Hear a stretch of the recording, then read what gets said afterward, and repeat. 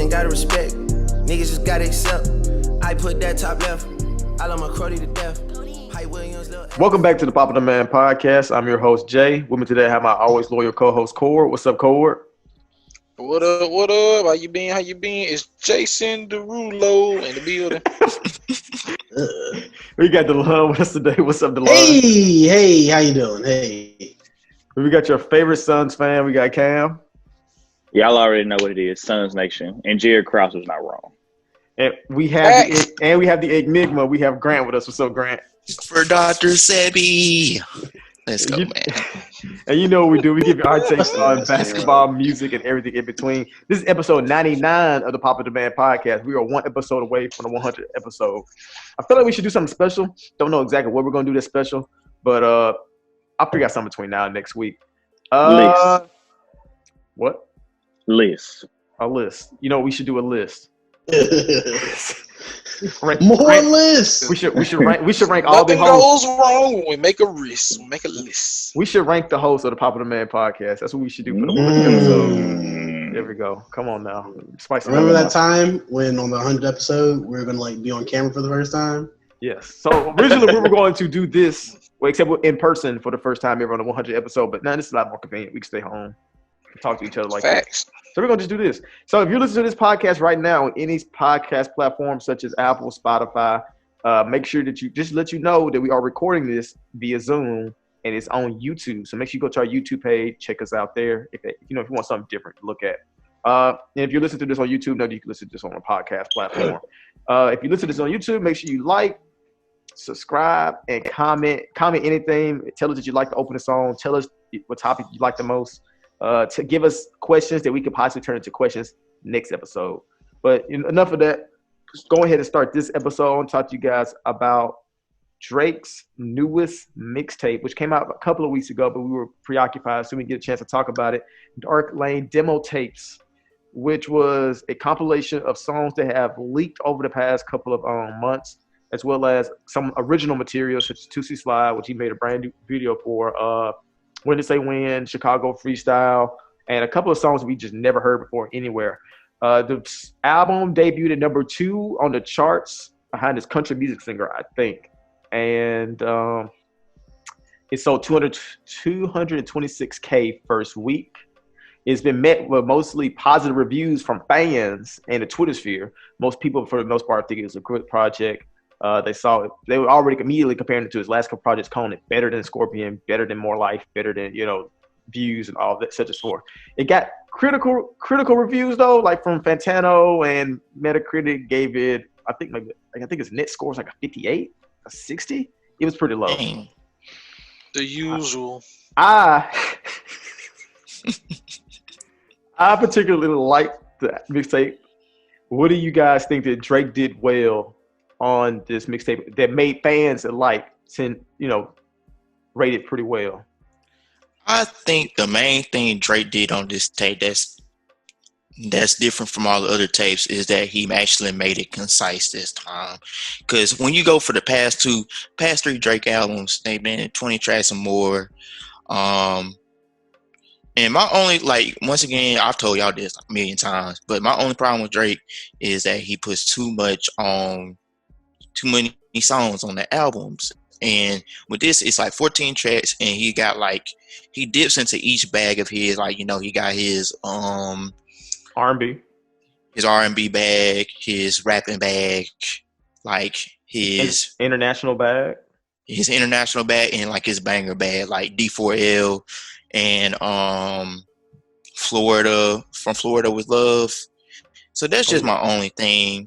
I'm not gonna say the high points are the highest Drake points ever, but there's no songs that are like, hey, this really, really stinks, this sucks or anything like that. So basically, I just wish going forward Drake would do this, maybe 14, 15 songs, 14, 13, and he could avoid that criticism in the future. Because I'll say this, you probably said songs that don't stink. And it depends on how you view War and Demons. That seems like to be the biggest complaint for people, those last 2 songs. But if you act like those 2 songs, War Goat. These niggas know.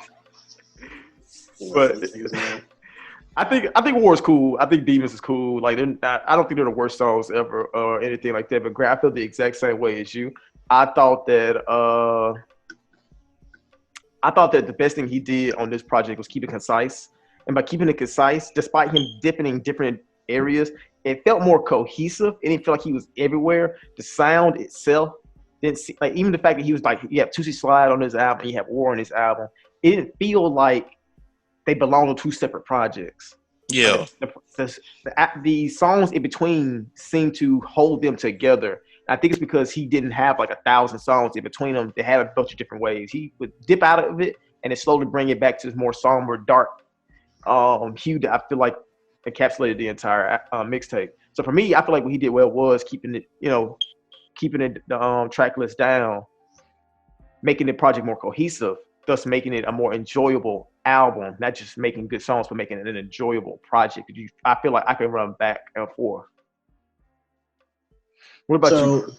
My things would be, I have two things. One, I feel like Drake's best projects always come when he is not in and out of a beef, because that's what we got with Views and Scorpion. Views, we had the Meek thing from a year ago. Scorpion, it was a month after Push. And he even said it himself. He's like, yeah, there's like 6 songs. I had to go in, I had to change a few lines just to make it relevant. I'm like, that's not what we need. I need different caps.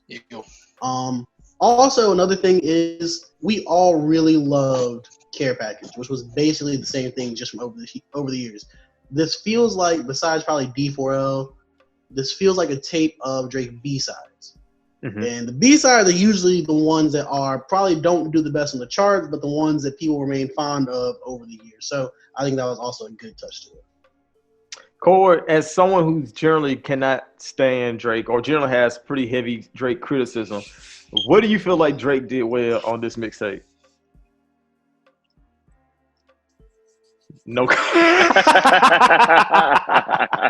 no comment. I got you, Cord. I got you. Cord, have you listened yet? Nope. At least be honest. I ain't get a chance to. You sicken me. You sicken me. Cord, you ain't listen to the biggest artist in the world? My bad. That's it's facts. I was gonna say Taylor Swift or Adele. If you get that. Not anymore. Hey, never mind. Moving on. Anyway, Cam, so what are you about to say? I was gonna say I can agree with what you and Grant were saying about the concision of it.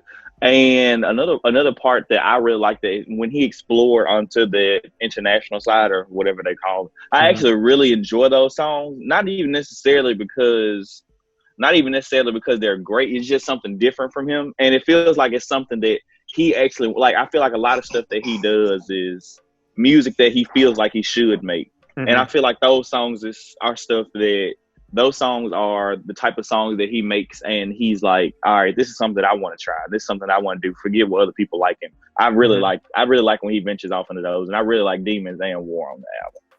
Also, this, like, as far as like what I like, one of the things that made me like the album the most was probably like the fact that it felt like he was rapping more than per usual. And I think that's because he, like, a lot of times when he does blow up the album, make it a lot longer than it has to be, a lot of those extra songs don't typically be rapping songs. It typically be songs with him like harmonizing and doing melodies and just trying a whole bunch, like Blim or Passion Fruit, which I like Passion Fruit. But I'm saying that what made me enjoy this album more was it felt like there was more rapping than the previous projects, or at least in comparison by ratio. Because the album starts off with Deep Pockets, When to Say When, Chicago Freestyle. That's probably the best. Those opening 3 songs of rapping is definitely better than the opening 3 songs of rapping on Scorpion. More Life. Might be pushing on More Life. I'm trying to remember. I don't know. I'm trying to remember the first 3 songs of More Life because it's No Smoke. What are the next 2 songs after that? Free Smoke. We have Long Talk, Free Smoke, No Long Talk, and Passion Fruit. Nah, I stand by what I just said then. And then Views, which definitely because is that saying much, buddy? It's not saying much, but I'm saying that's what makes me enjoy this project more because I'm actually seeing more of Drake's side. Like what made Drake one of the biggest rappers in hip hop was a lot of people thought he was the best rapper in hip hop for a long time. So it's good to see that side of him more so than seeing the R&B side of him, which the which is cool, but it's not to me the best part of Drake. That's not what Hey, made Drake. Man, that Not You Too. That Not You Too might have slid into my top 5 favorite Drake R&B songs. I ain't gonna lie to you. Hey man, it is nice. I was so mad Chris Brown didn't have a verse on it, man. That's what a lot of people are saying. Yeah. Songs. Other songs I like. From Florida with Love. Not the breezy. I can't sit still listening to that song. The song with Chris Brown as well. Deep Pockets. When to Say When. When to Say When and Chicago Freestyle just sound a lot better. Hang 1993. Yes. Drake wow. Fuck Cardi. Okay, there we go. Listen. Take it or leave it. You know how they always. I'm okay with the Cardi verse. You know how every time Drake does a collab with somebody, say, "I need the non-Drake version of this collab." No, I need that with Pain 1993. Yeah, man, that nigga Drake exactly is bad on that song. Because Cardi was it really that bad? He added. No, I'm indifferent about it. I actually kind of like the verse. No, I think the baby. We talking about? We're gonna talk Cardi in a second, so never mind. No, it was that bad. I think it's alright. No, it was passable at best, but he contributed nothing really substantial to that song. Like if you take his part off, you don't really lose anything from that song. In all honesty, you could have just looped. Well, without him, is it a top tier song? Yes. Yeah. Yeah, because that's my bad. Okay. Like Drake was rapping on that song. Like he was going in, and the beat is so nice. Like you could just loop the beat at the end and just take Carter voice off, and I'd be fine with it. But, I know how like they make fun of who was it? Scarlett Johansson when she was in Marriage Story doing that little dance like this, the white girls do. That's how I imagine John every time that Cardi verse comes on. That nigga love that Cardi verse, goddamn it. So I'm gonna ask you this: what do y'all feel like Drake? What's the biggest takeaway you think that Drake should take from this album going into the next album? I feel like you all gonna say conciseness. Other than that, is there anything else he could probably build off of on this project going into his album that's supposedly gonna come out in the summer? Mm-hmm. Don't make the album Dark Lane Demo Tapes Part 2. Don't give us the same direction for another 12 songs. As much as I love how it was, kind of going, I don't want to hear the same tracks. Better versions of the same tracks. And don't come out and give us the R&B since you gave us most of the rap in here. Don't give me most of the R&B on the album. Yeah. Keep the ratio about the same. That's about the best thing to do. Like keeping an equal mixture of rap and R&B put together. No more Future. Yeah, because Future and Drake songs don't be the best songs, man. They just don't. Like, that's like if you had to rank like all the best Future songs and all the best Drake songs, their collabs don't on each other's respective lists. And Future be cleaning them up, so stop it. We're not doing that. Agenda time.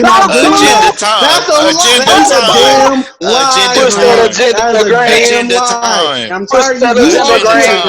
You are Twitter. I can't stand you niggas. I actually agree with you, Delon. Thank you. Chaos is a ladder and Grant is climbing up. Also, that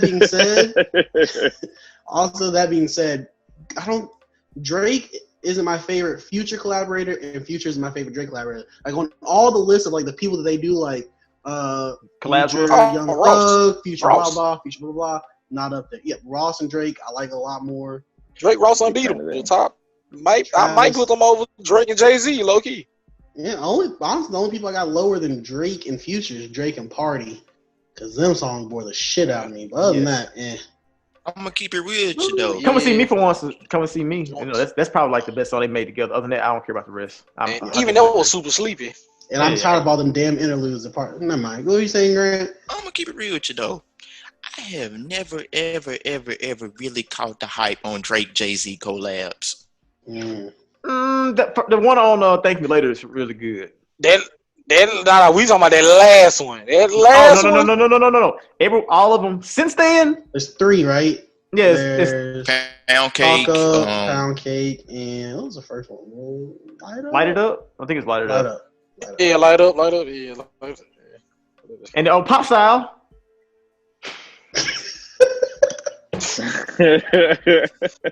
Anyway, I think they're 2 for 3. But overall, I enjoyed this project probably more so than I have previous Drake projects. My only caveat, and it's not even with Drake, is really just how this the coverage of the album.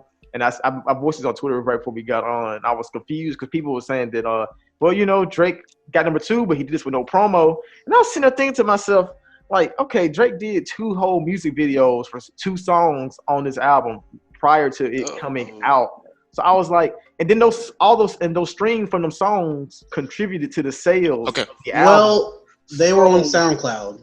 So Juicy Slide was not on SoundCloud. Juicy Slide definitely. Juicy Slide definitely. I'm on your side. I do think he did promo, but technically it would have been more advantageous if When to Say When and whatever the other one was were on streaming services so you can get those streams. Them being on SoundCloud doesn't help, but niggas could look at it and be like, oh, I really like those songs. That's what he's doing here. Let me go to it. So promotional tool, it definitely is. Exactly. Okay, But Jordan. at the same time, I don't think he was passing Kenny Chesney. That's just me. No, it's funny. No, it's funny because people said earlier in the week Drake might not get the number 1, and they said, "Who's he competing with? Kenny Chesney?" Kenny Chesney. It was a slim. It was a slim. I feel like we would have known, before 2 hours before it came out. Yeah, think about it. Hey man, he only come through like every now and then with an album. So when he dropped, all the country fans putting up. I really got like 50 albums. Chesney didn't clear 300,000. He didn't clear 300,000. Yeah, it was close. He did. Close. No, it was Okay. close. It was like 20,000 different, I think. Damn, my fault, Kenny. What would you about to say, Grant? Okay, Jordan. Back to your point. You made a point. Drake lost to Kenny. You made a point. You made a point earlier today, on Twitter. You were saying, "Hey, he didn't promote the album." He did promote the album. I firmly disagree because he drops Lucy's like that. Now, I don't want to say all the time. Academics for promo, so that counts. But make music videos, cause like More Life, it didn't even have music video. Like no song on More Life to this day does not have a proper music video. But he made 2 music videos for 2 songs that end up on his project. Technically 3. Technically 3. And that's why I was like, and like when those songs were coming out, like I was asking Taboris asked me, do I think this is gonna be on the album? I said, I can't see Drake going out his way to make music videos for songs just for them not to end up on the album. Granted, it ended up on the album, ended up on a project, but point stands. Okay, I agree with that. Okay, I agree. Which those streams, I think YouTube streams now count towards streaming. So technically, those YouTube streams did go towards this album as well. I'll say this: like people, dropping no promo to me is like what the Baby did, where he was like, "All right, y'all releasing an album Friday, and y'all don't know, y'all have not heard this music before, but we all heard the music before." Wish I never heard it. Yeah, he didn't and he just put out the cover art track list. That's to me, that's no promo. That's no promo. Cause like when people was comparing, let me say this, like people were saying what Drake did and saying it wasn't promo would have been like saying what Kendrick did for Damn, where he did the Hard Part 4 one week, he did Humble the next week. By that point, he still didn't give us a release date, so we didn't know when the album was coming. And then next week said, "All right, here release date."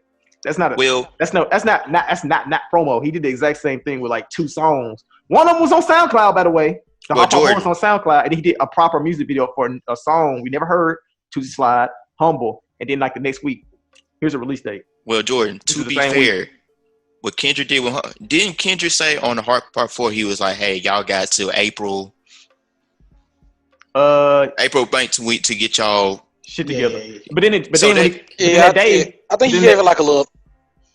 I was saying like then that day came and it was just Humble. He just released Humble. He didn't release the album, so we still didn't know what the release date was. But they did right after Humble came out. There was pre-order on Apple. Yeah, which on iTunes for the album. Then the date was revealed. Yeah, for the album, and then it was come out for the following week. So like that's what I was saying. Like the release date wasn't like, here's the release date. I'm about to do all this shit leading up to the album. It was like, here's some shit, here's some promo. Now here's the release date. So it's also, like the same sequential order. For the year 2020, we got to stop. We can't give clout to niggas not doing promo. You literally cannot go outside to do promo. So I don't really care about niggas like not doing promo this side. I'm gonna say this, like how much more he was on IG Live though. That's what I'm saying. Like literally all that like is promo. People are saying that on Twitter talking about like, yeah, he didn't have to go to any radio stations, blah blah blah. Them niggas doing it from home. I mean the thing is Drake really don't be on the radio station even when quarantine wasn't going on. Yeah, exactly. Like, Drake doesn't do that. His Zane low. You know he does his Zane low. He don't always do it though. The thing is, he do that like once every album. 5 years? Every album. The thing is, Drake. I was saying, I take that back. He goes to the UK radio station, but don't nobody watch them niggas in the UK. That's usually after the album, anyway. Y'all watch Tim Westwood? Like I don't know, Cord. I don't. Watch a Drake interview on Tim Westwood. I don't remember like Drake. I can't remember the last like album cycle where Drake said, "Hey y'all, I got an album coming," and then we saw a series of interviews leading up to said album with him promoting it and like reminding us about songs and stuff. Because he dropped. If you read this too late, out of nowhere. If I remember right, that might be the last time because he don't really do interviews like that. And then like More Life, I feel like he dropped out of nowhere for the most part. Views, I feel like had a proper rollout with Controller and the other big single. I forgot. I'm drawing. He was promoting Views for about a year and a half on that. Yeah, that he Pop was. Style? Not Pop Style, but the other. That was a single though. Controller. What's the other big song that was on that? Hotline Bling. Hotline Bling. Yeah, that's it. Like Hotline Bling was everywhere. It came out 9 months before the album did. Yeah, but it was literally everywhere. Elliot Wilson John just randomly, right? Yeah. One of the Alien Wilson, like when they just like to talk about the beef or something. Yeah, I think so. Yeah. And then I think he did a magazine. And then like Scorpion, he was actually promoting Scorpion. Like he was talking about it a good bit leading up to the album. But it's like he wasn't doing anything too out the ordinary, like doing like press run and stuff like that. Like he was just talking about the album. Was that the first album in the world that he's came out and said, hey, that he's giving out a definite date for like 2 months before that? Because he was like, hey, this is dropping June 28th or something like that. And that was like back in May too. And like it was and we saw that on like billboards and shit. Like it was like one day like billboards popped up and it was like talking about Scorpion. Like that was like I said, that was promo he did. But other than that, like Drake don't usually do like a whole lot. So for him to do 2 music videos, I felt like, oh, well, Drake must be up to something because he don't normally do this. But moving on to the next topic, I want to talk to you guys about the adjustments that the NBA is making. The NBA is according to Shams and Woj combined, they said that they told the players to expect there to be no fans, or if the season does return, they said that they most likely will keep it to 1 to 2 locations, most likely Disney World and or Las Vegas. And they said that a player is tested positive, there'll be no stoppage in play, and those players will be quarantined until they are tested negative. So that means that if you're in a playoff series, if LeBron James gets tested positive, he is not allowed to play. So that means that the series would continue without LeBron James until he is tested negative for coronavirus. Guys, okay, what do y'all think about these developments? They're going to be down 2-0 in the playoffs and go get the Rona. Man. Hey, Conspiracy. If I would have been there. To come back, but let me tell you, if anybody get the coronavirus, that fan base got an excuse, and they go complain about it for the next 30 years. Yeah, like exactly. The next 30 years. I know I would. Like, imagine if they act together, and then Joel Embiid get coronavirus, and then they lose 4 games straight. The next 30 years is gonna be a what if he did. You know what I'm saying? Well, like, I want the league to come back, not like this. Well, in Joel Embiid case, he gets sick every year anyway from pneumonia, the bubonic plague. Hey, he did get stomach flu last year. I forgot about that. He legit had stomach flu. He was sick. He was sick the entire Raptor series. He had like 3 different things he said was wrong with him. Like, go ahead, Greg. My bad, Jordan. Okay, so number 1, it is smart to play it in 1 location. That obviously has to be necessary. Because if you're traveling, y'all know. Anyway, number 2, with that being said, let's say a player does get the Rona during the thing. The thing about this whole season is that no matter what, it's gonna be a whole asterisk behind. People somebody may win. No, somebody may win the championship, but people gonna put an asterisk behind it anyway. Because you're gonna be like, oh, well, everybody didn't have a chance to do blah blah blah blah, or everybody didn't have a chance to do blah blah blah blah. It's always gonna be. It's gonna be like. It's gonna be similar to when people were talking about how in 2015, how the Cavs would have won with Kyrie if Kyrie and was there. Like, I'm not saying it's the exact same situation, but it's gonna be. It's gonna be. That'd be worse, I think. In all honesty, because you could potentially have multiple players throughout the playoff run who would end up being sick or tested positive for coronavirus, and so you probably have multiple instances where there will be players missing, and then a team will advance based off of that alone. Because if LeBron James didn't play for an entire series, do they win a first round, second round series without him? Oh God, no. It's AD. Yeah, and some guys. Come on now. Pelicans. But Pelicans with Kyle Kuzma instead of Drew Holiday. That's a L.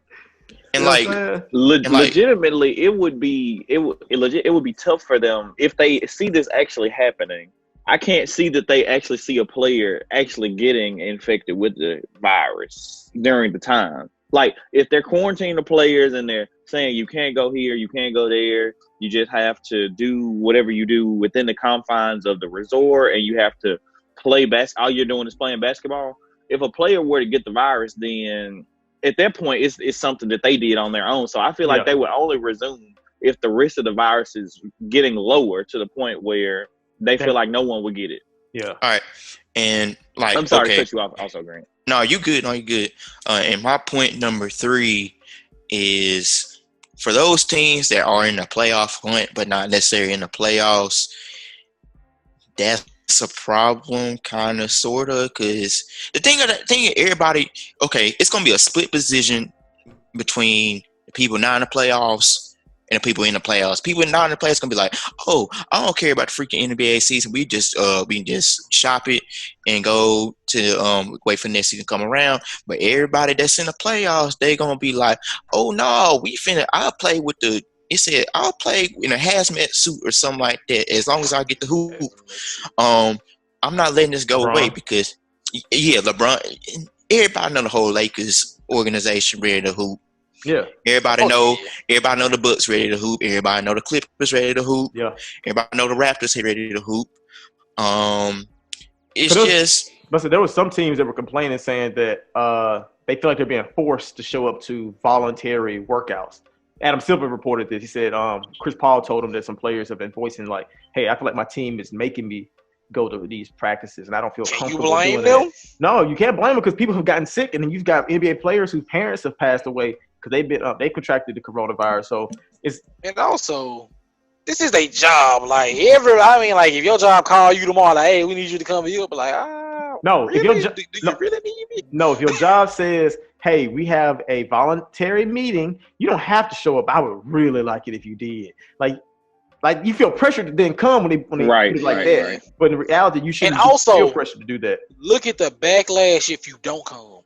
Yeah. Like imagine if He's Kawhi a coward. don't show up to workouts, the media would eat him alive. Like, you know what I'm saying? Like if certain players don't go, they go get it on the internet. Like everybody gonna be, you just don't want, you scared to play, you don't want to do this, that, and the third.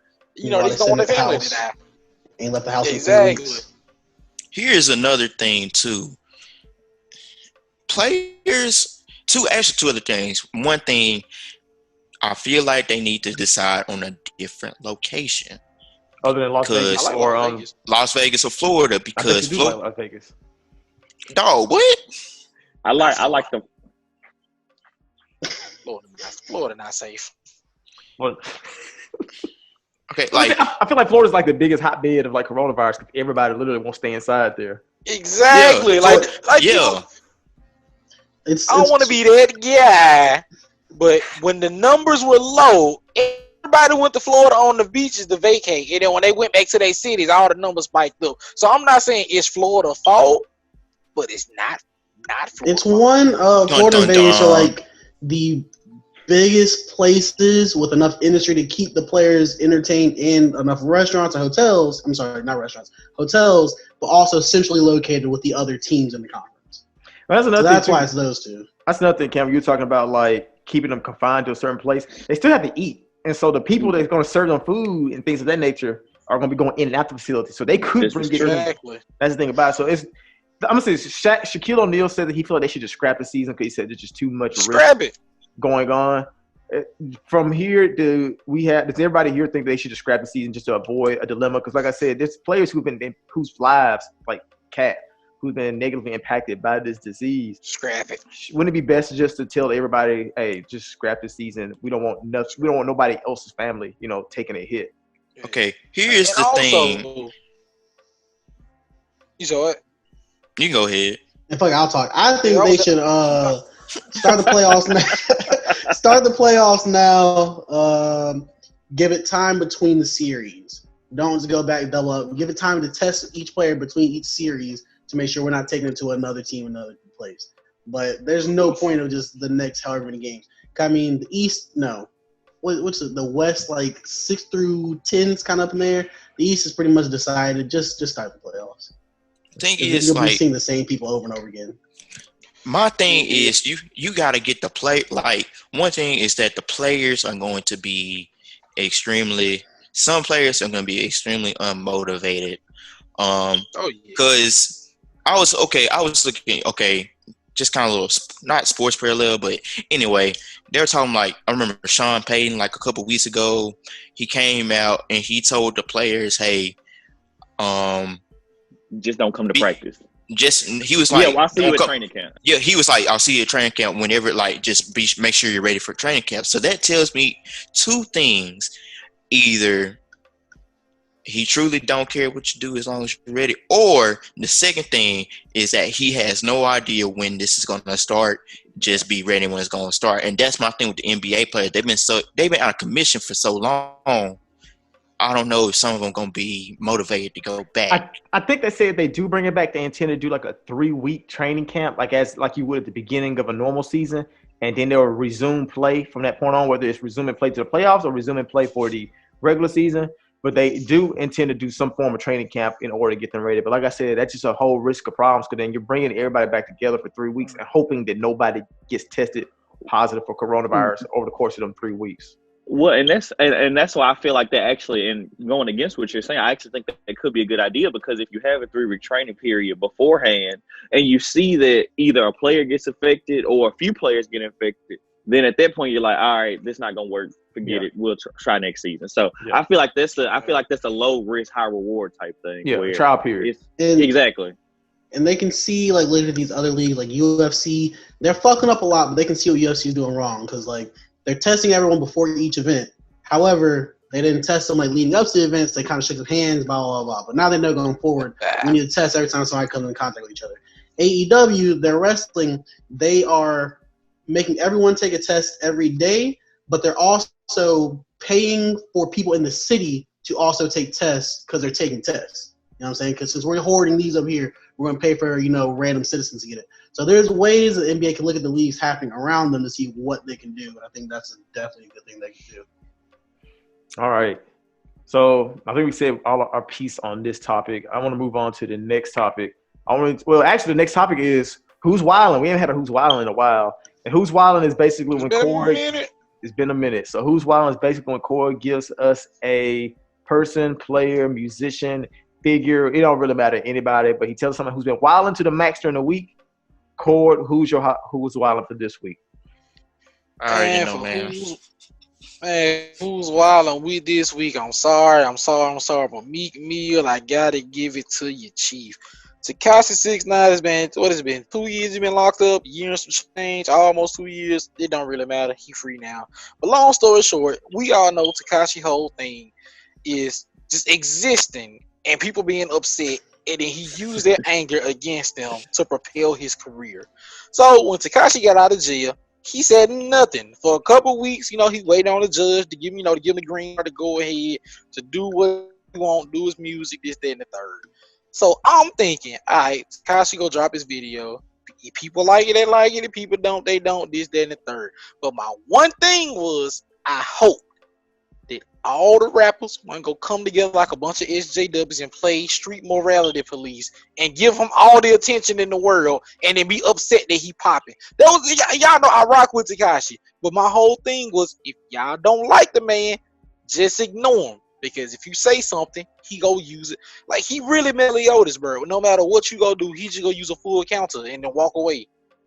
It works every time. It's full counter. So, he comes out and tweets, all right, y'all, I'm going on IG Live tomorrow, this, that, and the third. Y'all get ready. This for the fans. This ain't for the world. This is for the people that want to hear him. Out of nowhere, from the top ropes comes Meek Mill. You better apologize for being a rat. You a snitch. You a teller, not a bank teller, but you telling everything. And I'm tired of you telling. You making the streets look bad. And as the king of street niggas, I gotta let you know that you're wrong. Like, he can't do like a WWE wrestler doing like a promo run, fam. And as soon as I saw that, we coming for you, nigga. Exactly. And as soon as I saw it, I said Tekashi won. He ain't even dropped the song yet. We ain't even seen this man face, and he done already won. Meek Mill, one of the biggest rappers in the game, got one of the biggest platforms out here that he was using for prison reform. You know, to stop to stop people from going to jail for light crimes. And now you coming out on behalf of actual criminals and committing real crimes. It's go you can't. It can't be Uchi Wally and one mic. You can't be saying, "Hey man, they sent me to jail for nothing. I'm not a criminal. I'm just a regular person like y'all. They sent me to jail." Then you also going, "I've been in the streets. I'm in the trenches, and I'm speaking for everybody who commit murders and rock." Like you can't do both. You gotta pick a side. I'm gonna say Whatever side you pick and do that, but you can't do both. I'm gonna say this. The funniest part about this is I was asleep. I feel it's like the opposite of the rapture. I was like woke up and I was like, hold on, what the world going on? It's like the world been flipped on its side. I check my phone. Niggas texting me Tekashi free, Tekashi on live. I was like, whoa. I go to Twitter. Literally the first like 4 to 5 tweets I see is Meek Mill tweeting about Tekashi 6ix9ine saying, Yes, thread. He had a thread. The song suck. He a rat. Don't trust him. I ain't rocking with the music video. Ha ha ha. I ain't even seen Tekashi post nothing yet. I ain't seen the music video yet. I ain't heard the song yet. But Meek Mill has effectively given me an opinion on all three to the point that I feel like, oh, he on IG Live. Oh, he got a music video. Oh, he got a song. Let me go check all three. Thanks to Meek Mill, I was aware of that fact. And it was all – and that's what I have the biggest problem with that with people in general, and I think a lot of people don't realize that either, is if you hate something, if you ignore it, that's the best way to make it go away, because then nobody will know about it. But if you hate something and you give it attention on your platform, that lets 10 other people see it. It lives. And then that person might talk about it and just keep spreading until hundreds of thousands of people have seen it. And then at that point, the thing you hate now is bigger than you. Here's my thing, bro. I'm a Tekashi fan. I follow people who like Tekashi. I'm telling you, that entire day, my entire timeline was, I can't believe y'all listening to this rat. I checked out the song. It ain't even that hot. How dare y'all? I'm like, if he dropped the song, and 90% of my timeline is people saying that they listen to it, but they don't like him. Y'all the reason why the song getting views. Y'all the people watching the live. Like, I ain't, like, to this day, I ain't seen 10 people tweet, I like the song. I just saw 100 people tweet, I hate this rat. Why is he alive? Because of y'all. Y'all are effectively giving him life. It go back to this point. You said what? Go ahead. He like perfect. He like Cell from Dragon Ball Z. He keep absorbing all these trolls and all this, and it just keep getting stronger. And this is my whole thing. First of all, conspiracy tinfoil hat time. Okay. I low key think that I think his numbers are inflated because. Oh, of course. Yeah, I'm gonna keep rich. Ain't no way that man got 1 million. No, he got 2 million. He got 2 million views on IG. Yeah, he has to have some bots working. He has to have some bots, or his label guys have some bots in there. This my thing, though. Second thing, you can get a bots. It'll be 100,000 bots, but the rest of it got to be people. That's what I think. I was there. I'm not. If you got a YouTube video, if you get 100,000 people in the comments. People gonna be 100,000 people watching. 2 million gonna go watch it. Be like, what is it, like 36 million in a night? So if you just get a couple bots and you give off the appearance that people watching, everybody go watch it because they think everybody else is watching. Okay, so I got a question. I can't be mad. And it's so crazy because like you've seen people who are much more famous and like much more popular on Instagram than he is not get even 1 million views. Yeah, he got 2. Oh no, niggas wasn't just there because they're fans. Niggas there because this is his first thing he sang since he ratted. He hadn't said anything publicly in 2 years. So we're expecting to see and we bored. Which we That's got. True. We're expecting to see all this shit that basically dominated the timeline when he wasn't even out. Think about it. To be fair, man, I don't care about a Drake live. I don't care about the Kendrick live. I sure don't care about J. Cole live. They make good music. I don't care what they got to say personally. No, but I want to be entertained. The Tekashi whole thing is, you know what? I'm about to say it's not. But the thing is, it's not like those 3 people you named, like Kendrick, Drake, and J. Cole are J. the Cole. most. Or they're not the most popular people in the world. Like the record period for IG Live was like 368,000 people, and Tekashi 6ix9ine surpassed that by hitting 2 million. Like nobody at that point they even hit 1 million viewers. And I think that's the point that we were making. It's unbelievable. That's the point Grant was making. It's unbelievable that he ends up shattering that record before any celebrity or any by like such public a ridiculous margin. Yeah, but to say this though, if you could buy 2 million people to watch the IG Live, 1 million people would have did it by now. That's facts. I'm about to say that. But let the record show he's not getting these numbers again. These were never again. So because people like overreacting, like blah blah blah. This because at that point we're past the first one. Now we are going to have fans tuning in. People are actually interested tuning in. In person, it was a first day out type of thing. Like it's his first day. It really was. I actually remember Complex. I think it was Complex. They posted a tweet as soon as he got free. Said, "Oh, Tekashi 6ix9ine free," and they literally posted a picture of them turning his notifications on. A major news outlet did that.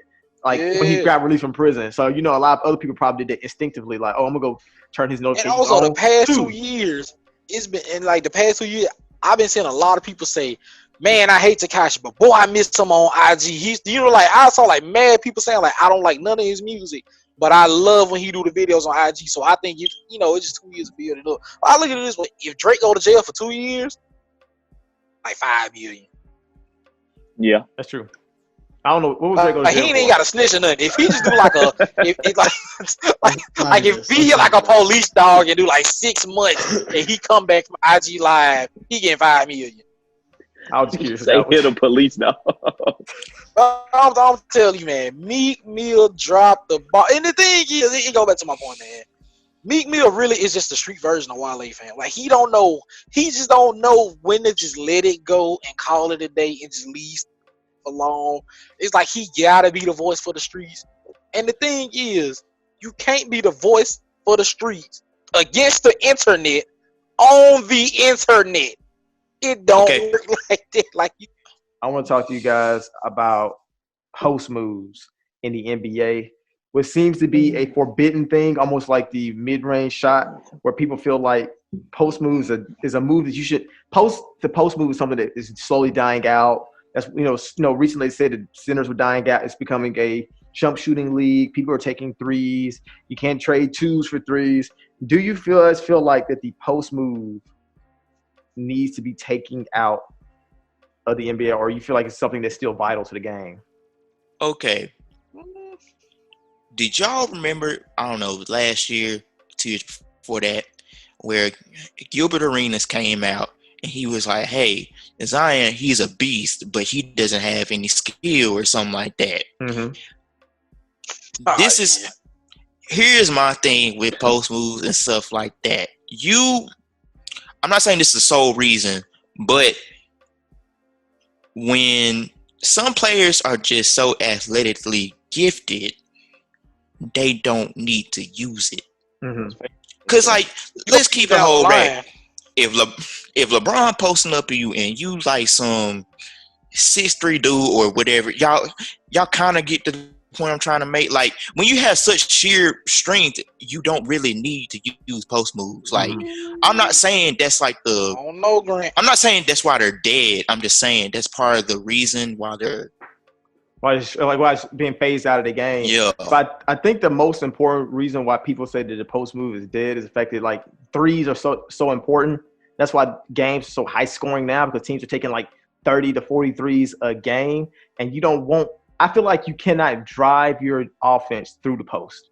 Like I don't feel like you can have an offense. Can't be the first option. The game is too fast now. Yeah, like you can't go down the court and like just throw the ball into the post every possession, especially if you don't have a big man who can pass out the double teams and create threes for the offense. If it's literally like the best option is I'm gonna post up, I might get a 2-point shot, I might get fouled, or I may take a contested fadeaway jumper.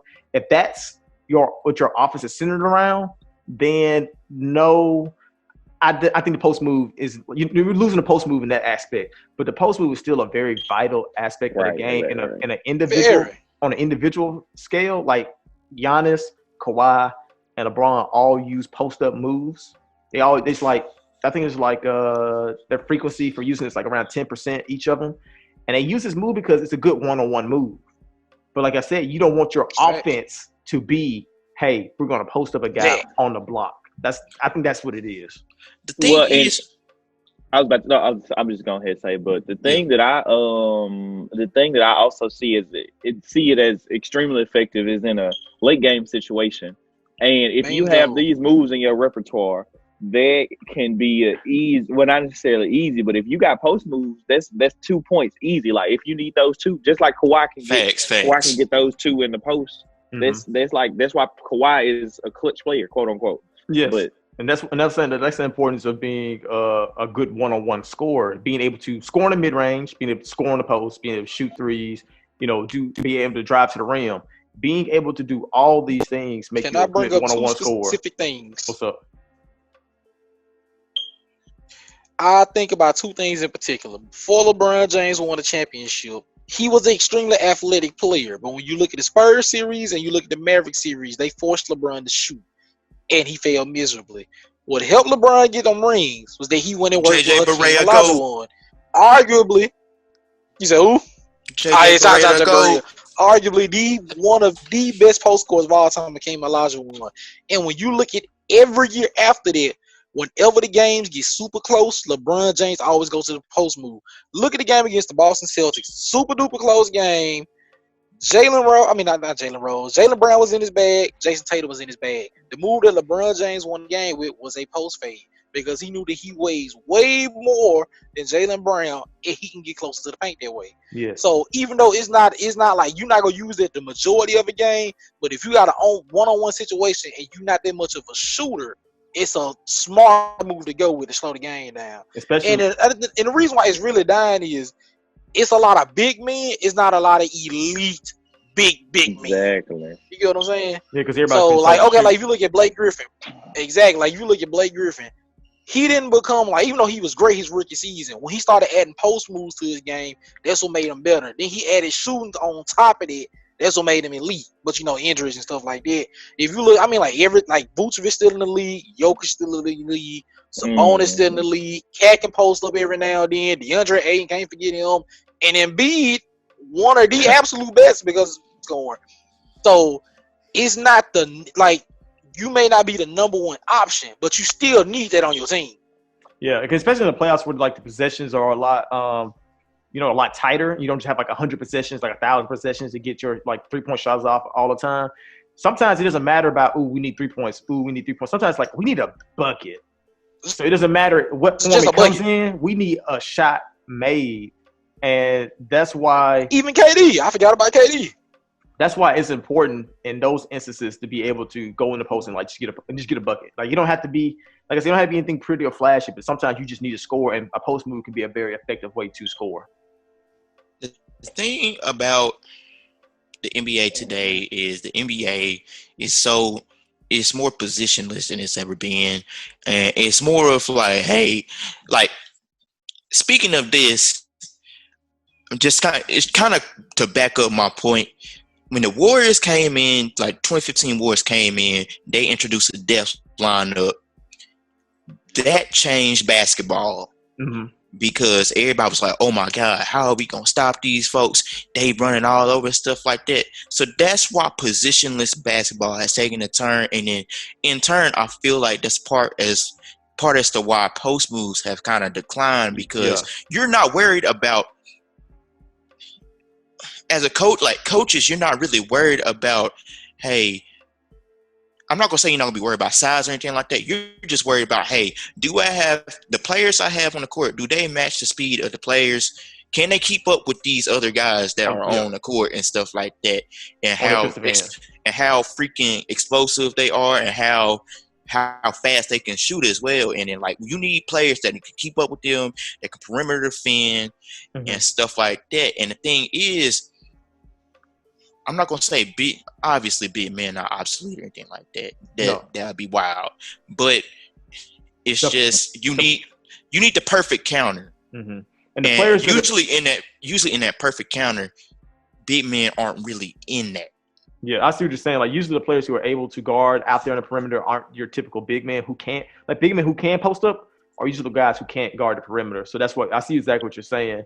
And like more often, and even bigger, and even Okafor, for example, and even bigger. It's your point too about the Warriors changing it. A lot of people thought that they're small. All we have to do is post them up, and that's how we win. And I think like the Warriors showed you that when a team is able to shoot, just posting them up isn't enough to beat them. Teams tried it. Teams tried to post them up, and it just didn't matter because they were hitting threes on the other end every other possession. Well, we gotta account for the fact that they also have two of the greatest shooters in NBA history. So I mean, and one of the greatest defenders. That too. True. Two of the greatest. They got a lot of great defenders on that team. So you go to Allen, Draymond Green, and I'm gonna say this: it's really a copycat league.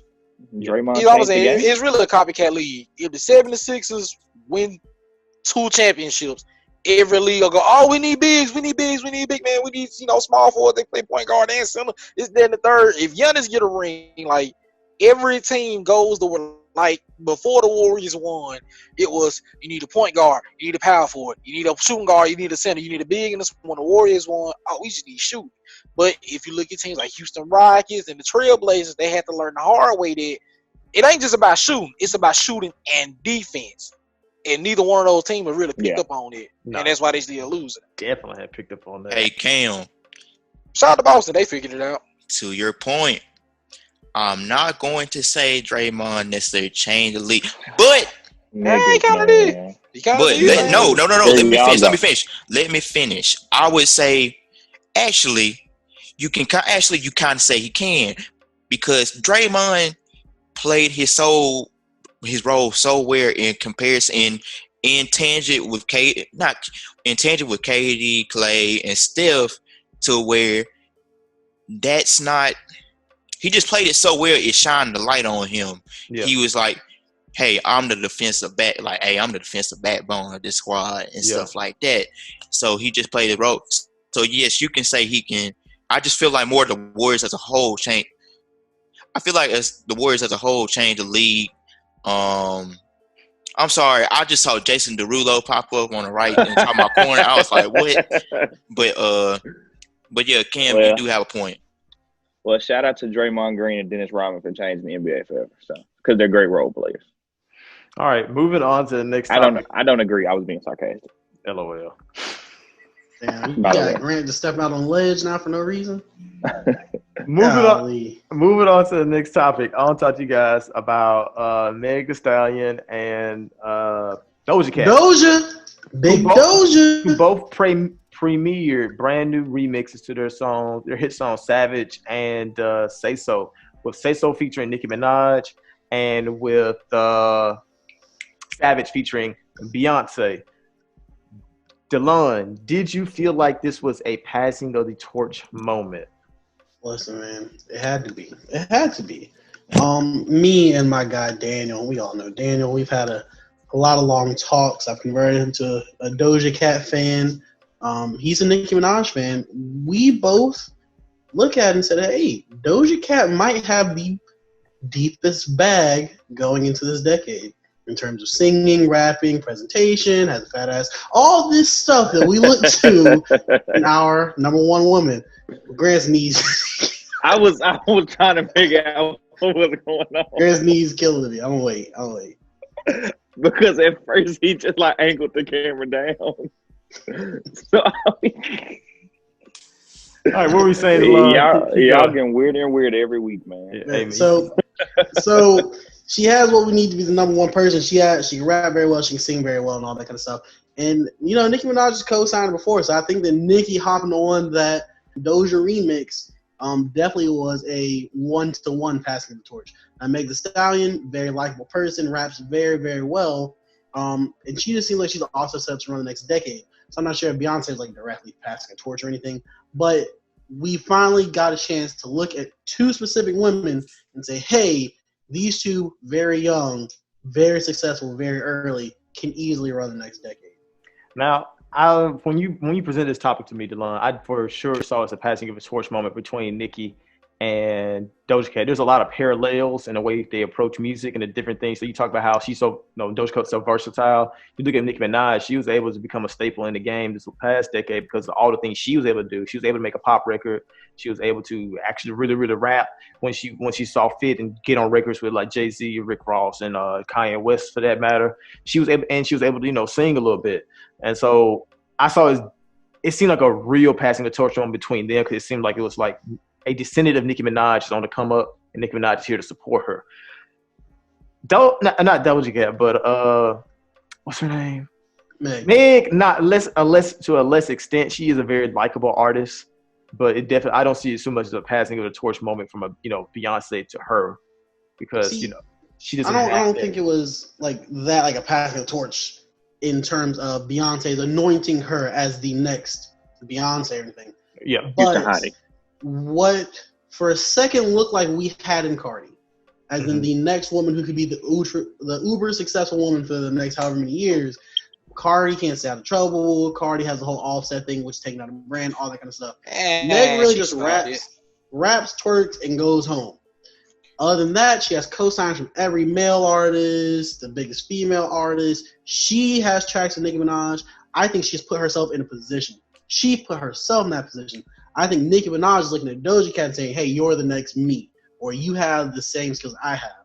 So I just think one was a passing the torch, and one was a I am here, I am going to be here for a long time.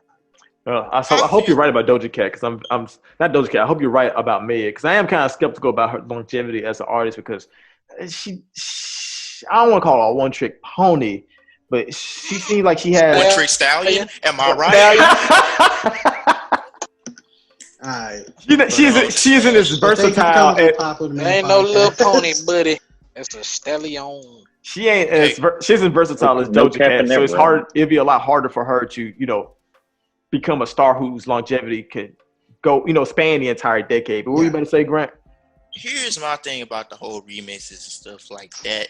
I feel like it wasn't really a moment of passing of the torch. It was more of a female MC artist unity because for the longest time in hip hop, Nicki was seen as the only. She was like, "Hey, Nicki gonna be on the top," and then that's that. There was no, "Hey, you dare challenge Nicki" or something like that. Yeah. But like when Cardi came in the scene, it was like, "Hey, maybe maybe two female rappers can somehow coexist," and people kept debating. People kept debating those two artists back and forth on Twitter in 2018 when Cardi dropped Invasion of Privacy, and then we're here now to where we have multiple female rappers, not in the same lane. It was all like they changed. I don't want to say yes. I feel like they changed.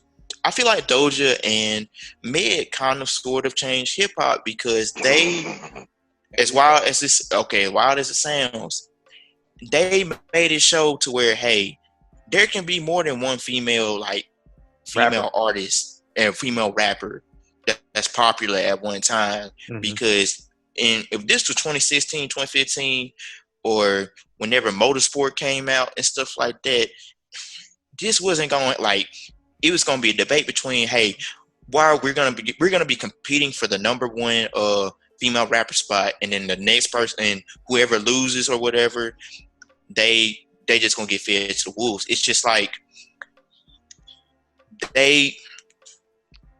hold on, man. I get what you're saying, Grant. I'm gonna say this for like when you talked about Cardi and Nicki tried to prove that you could be two female rappers at the same time. Technically, they didn't coexist because Nicki wasn't releasing music during Cardi's high streak, so it was Nicki was not releasing. Nicki did not have a. They both had a feature on Motorsport. Yeah. It did a feature, but I'm saying features around that time. I'm saying they didn't have their own singles. Like she didn't have her own music album singles competing against Cardi's music at the time. I think I could be wrong.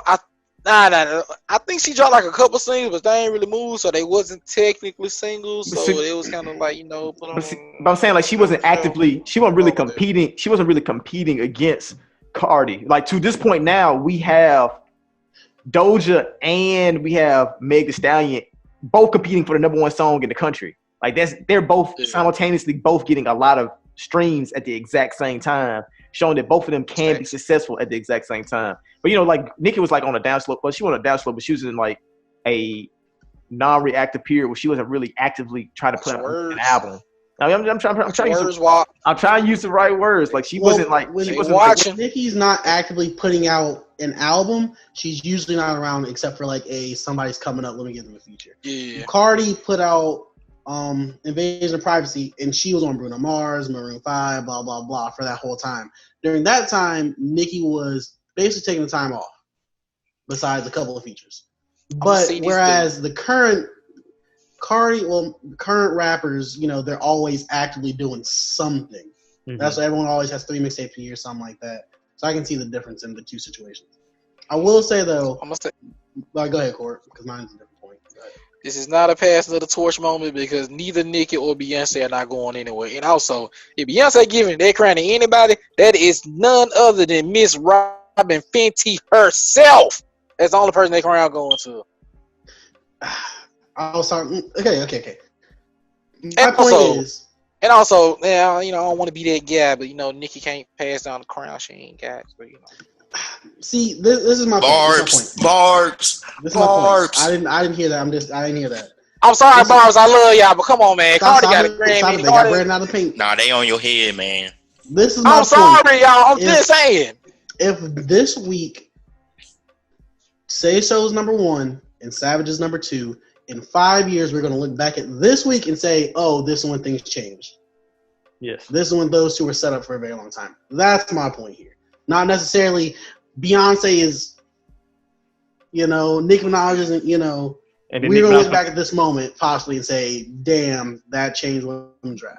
Yeah, but we're not saying that Nicki Minaj is going to fall off a cliff after this moment. Like, it's just saying that, hey, look, this is an artist that clearly is, borrowed a lot from her succeeding, and she's sitting here supporting her. So it's kind of like a Naruto Jiraiya type thing. Like, Jiraiya wasn't necessarily at that moment going to leave Naruto. Naruto still learned a lot underneath him before he eventually left. But this, you can clearly see that there's going to be a passing of the guard. Oh, he left at some point. All right, well, we ain't talking about this. Man. This nigga sees people. Carter ain't going nowhere no time soon. And let me tell you, when she come back, she coming back tough. That machine go run, and she go run everybody over. Well, hopefully, I don't want her to run everybody over because, I want everybody to, to live free and all thrive at the same time. But when Carter come back, she come back tough. I agree with you, but was it a passing of the torch? Queen Latifah did also on Rhapsody. Does that count? No. I'm going to say that Cardi's going to come back hard, but I think this will be more of a mark of like a new generation, quote unquote. Yeah. I feel like Cardi was kind of still in like a middle land between this generation or last generation and this generation. But she's definitely, like I said, we was at the time we were trying to say that, Cardi's showing us that multiple women can exist in rap, but at that time it was really just Cardi that was really shining in terms of like charts. But now you have multiple female rappers actually on the charts together. It's simultaneously. I consider like Meg and Doja to be the leader of the class, includes Rico and that kind of stuff. Yes. Rather than Cardi, not really, Yes. And what Remy and Mike got to say about all this? That's what I want to know. Who cares? That was 4 generations ago of women's rap. So. Wow. All right, guys. It's now time for fan questions. So before we can wrap things up, the first fan question of the day comes from, it was YouTube fan question. It was from Thugway Joe POG. He asked, Larry Legend or LeBron? Nigga, what? It's Black History Month. LeBron. In the words of my fellow commentator, Skip Bayless, do I want the first 46 minutes of the game or do I want the last 2 minutes of the game? Okay, you know what? I might have to go with the white man on this one. I'm sorry, y'all. No, I'm definitely taking LeBron now. My goat ain't getting locked up by JJ Barea, but I'm just anyway. I'm just playing. I'm taking LeBron too. Yeah, and I think anybody would say LeBron. Wait. Larry Bird is severely Is underrated. this post-move LeBron or pre-post move LeBron? LeBron all time core. The one on the all-time Heat team. Yeah. Or maybe the all-time Cavs team. Wait, which Heat team we talking about? We talking about the first one? So I think we all can agree that LeBron is a better player than Larry Bird. Larry Bird is a great player. He's underrated by people on the internet who like to say that, oh, look who he was playing against. Oh, look, he's a frail, skinny white man. But LeBron lost to a 6-foot Hispanic man. Dirk shot 2 for 18 and they still won. But y'all let that shit go. Like I'm sorry. Y'all mentioned this like 5 times. I'm sorry. In this episode. Got locked up by like a 6'2", 6'3" guard. Oh, talking about Jason Terry. Bro, Jason Verrett is 6. Bro, Jason Verrett might be 6. Jason Verrett might be 5'9" if we keep it in a book. You took like a whole. The core, you picking Larry. Man, I'm sorry, man. I love my black people. I appreciate everything y'all do for me, but I mean, Larry was shooting the paint off the ball, bro. He torched the Portland Trailblazers with his left hand because he didn't want to use his right hand. Like, come on, now. You know LeBron could do that too. LeBron could do that too. Could he shoot with his left hand? He shot free throws with. Well, I mean, he missed them, but he shot exactly. He don't shoot free throws on the regular. Come on, man. He can do it. All I'm saying is this. You feel me? Larry Bird is a white KD, and I saw what KD did to LeBron a couple times. I don't want to be that guy, but. Ooh, dun dun dun. But what LeBron do to KD? My hands are tied. Bondage.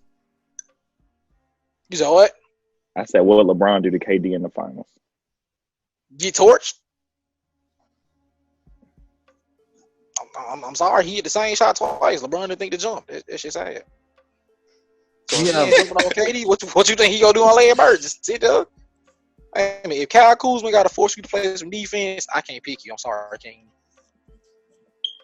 Okay, so we got one more fan question, and I am desperately trying to find it before we start. Why do you do that? Cord, the background of your chair is the same color as your hoodie, so it looks like you've been sitting like this the whole time, but it's just your chair.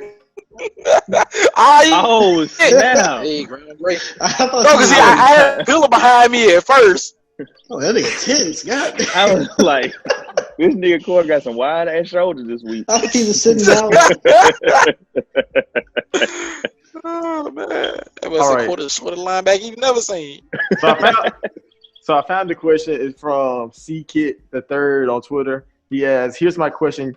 Y'all agree with this list and who they miss out on?" So the question was from the Twitter page, Hip Hop by the Numbers, and they said the best lyrics of the generation via your votes. I don't know where people be voting at for this stuff, by the way, because he just posted tweets and they be making shit up. I ain't gonna lie to you. I know they do. It's like 20% social consciousness. Yeah, I hate this stuff too. How do you calculate that? Like, if you don't go on somewhere with this, man. I like that page. Chill. 20% social consciousness. Bro, you don't go on somewhere. It was like 18. It's like 18% about his mom. Like, how do you equate that? Like, did you count the number of words like in the entire album? And then like, I mean, he got a whole song named Mama. You know. Moms, I feel like yes, he talk about his mama a lot. But anyway, the list is Kendrick at 1, Earl at 2, JID at 3, Absol at 4, J. Cole at 5, Wale at 6, Denzel Curry at 7. Number 8 is Little Baby. Number 9 is Joey Badass. Stop. This list is terrible, bro. This list is terrible. Why is J? First of all, why is JID at 3? Because he needs to get knocked off. 3? Did he just body slam? 3? I don't even care about Lil Baby. I ain't even got with Lil Baby. JID at 3? Hold it up now. That's wild, man. Pack it up. Behind only Kendrick I Lamar. don't even like J. Cole, but J. Cole don't deserve it this big. Y'all are getting up in arms about a Twitter account ran by a white man with dreads. A ponytail. Now he got dreads. Well, he got them freeform dreads like J. Cole. Dreads? Crazy thing is, I thought it was J. Cole when it showed me the was. I was like, wait a minute. Sheesh. Got JID at 3. Granted, he said this is via our vote. He said this is at 3. He said not him. They need to get their voter registration revoked. Ooh. You know what, man? Poll Maybe tax. Lord Jamar was right. Maybe this generation ain't that hot as we thought it was. Nah, because I'm sitting there trying to think like who was some lyricists I would throw in there. I can think of some young guys, but like, Lil Baby, Denzel Curry. I don't really see Denzel Curry as much as a lyricist. I'm not gonna lie. Wait. He snapping. says a lot of He be words. snapping. Denzel Curry is a perfect example of a rapper who says a lot of big words that don't make sense in the context of the sentence that he says them in. Now the line. Now he's true. Hey, Don't do this. I like Denzel Curry like the next man. He do be That saying nigga shit. will be putting words together that don't make any kind of sense. Just like early Haji beats, he used to do that shit so much. He used to piss me Earl off. do it and y'all love it. Ooh, wait, but that's well. Nah. Okay, here's the thing about this car going Ecuador. Y'all be like, oh my I god! gotta look at these lyrics to oldie because Haji beats was saying some stupid ass shit. All I'm saying is Earl hop on the track and say a lot of stuff, and we love it. And here's the thing about lyricism, though. People think lyricism is just wordplay. And okay, I'm gonna keep it with you. I can't lyricism if it's just you rapping and you like hocus pocus docus and you ain't going nowhere with it. I don't count that. I'm sorry. But that's kind of how I feel about like Denzel Curry. Like I really like this album that had he like a clown on the front of it and it's like black and white. But I said the more I listen to this album and like I would understand the theme of a song, sometimes he go on these weird tangents where he just saying shit and like they don't have anything to do with the song. Like he's an industrial complex. Like, no, but I'm saying the song will be about something completely different and like you just go on a tangent saying big words that like trigger Kendrick? words. No, not like Kendrick. Hey man, let me read these. Corey, if you don't stop, bro. Hold on. Read those Haji Beats lyrics. Well, hold on. This nigga says, all right, this is the second verse of Oldie. To have some type of knowledge that is one perception, but knowing you own your opponent is a defeating bonus. I'm Zeus to a Cronus. Cartridge is boneless. Smiles of cowards in lead showers. Dead spouses in red blouses. What the fuck are you talking about? Okay, that first. he killing the first. ops. Okay, What the fuck are you talking about? Them first couple lines, I got that, but everything after that, That nigga just Man, nah, man. Man, You know, Zeus and Acropolis. That mean when I pull up on you, I'll turn you to a pet. I'm taking the collars, I'm taking the bones at your body. You feel me? He going into detail. But what he mean? That nigga just talking. Hey, man. That nigga just saying words. Come you know on, who man. just be talking sometimes though? That nigga just got. Nah, that nigga. I'm finna lead the chat. Y'all, hey. We ain't even do this today. Oh, we finna saying to him, man. No. Y'all started. No, we're not doing it today. But that's all we have. Do you guys have any closing thoughts? Like just one sentence. Is Logic on that list? No, he's not. Jonah Lucas on that list? No, he's not. Hey, man. For all the quote-unquote real hip-hop fans, it's a sad day for y'all. Y'all going out tough. That is. I mean, now that you mentioned it, I'm actually surprised they didn't make this list. But like I said, I don't know where he got these numbers from. So from the stupidest people on earth. Now you could have made them up. Hey, man, LeBron said Lil Baby the youngest MVP in hip-hop history. Maybe we missing out. Well, he's a hip-hop historian. LeBron wouldn't know. But thank you all for tuning in. Thank you all for tuning in another episode of Popular Man Podcast. Tune in next week for another episode of your favorite podcast. See you then.